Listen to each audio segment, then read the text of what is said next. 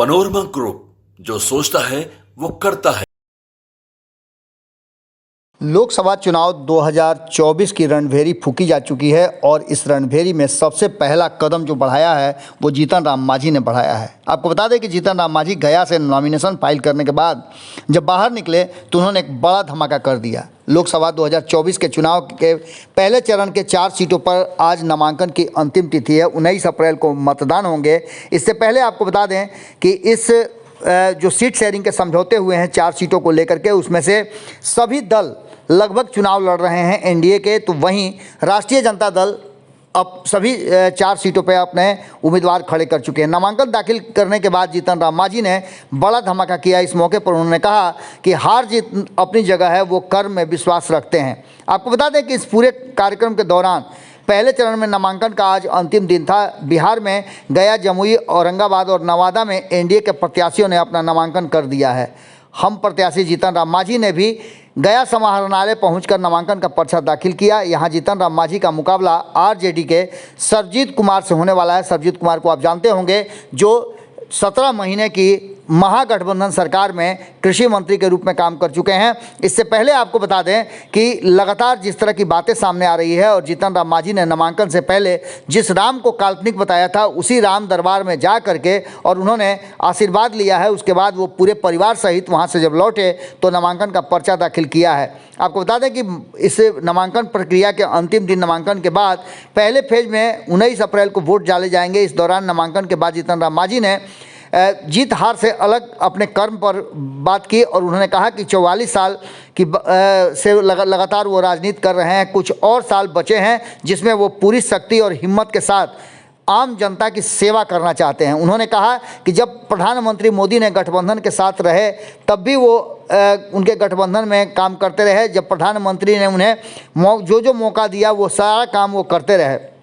उन्होंने कहा है कि मैंने एक सपना देखा था कि विधायक बनूं और यह सपना भी देखा था कि एक दिन सांसद जरूर बनूंगा। आगे क्या होगा हमें इसकी चिंता नहीं है, हम कर्म पर विश्वास करते हैं। पटना में जब इंडिया गठबंधन की बैठक हुई थी तभी से वो लगातार ये बातें कह रहे थे कि ताश के पत्तों की तरफ बिखर जाएगी ये महागठबंधन। आज 4 सीटों पर नामांकन की प्रक्रिया पूरी हो चुकी है और 4 सीटों पर नामांकन की प्रक्रिया पूरी होने के बाद गया, जमुई, नवादा और औरंगाबाद के लिए जब वोटों की 19 अप्रैल को वोट डाले जाएंगे, उससे पहले आपको बता दें कि दोनों ही खेमे में लगातार रस्साकसी जारी है।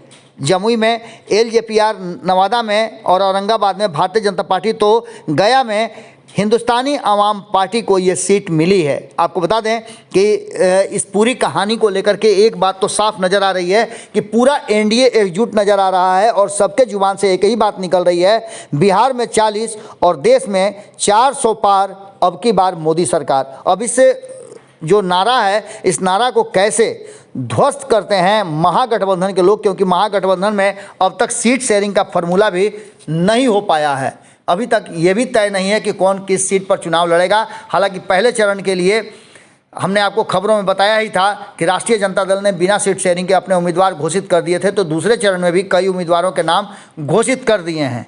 अब देखना दिलचस्प होगा कि जीतन राम मांझी के इस धमाके के बाद जीत हार कोई मायने नहीं रखता है, आगे क्या कुछ निकल करके सामने आता है। 19 अप्रैल को जब मतदाता वोट देंगे तो ईवीएम जब खुलेगा 4 जून को, तो क्या निकल करके सामने आता है। जुड़े रहिए भारत लाइव के साथ। हमारी नज़र बिहार में हर छोटी बड़ी घटना पर है, आपकी नज़र भारत लाइव पे होनी चाहिए। बहुत बहुत धन्यवाद। पनोरमा ग्रुप, जो सोचता है वो करता है।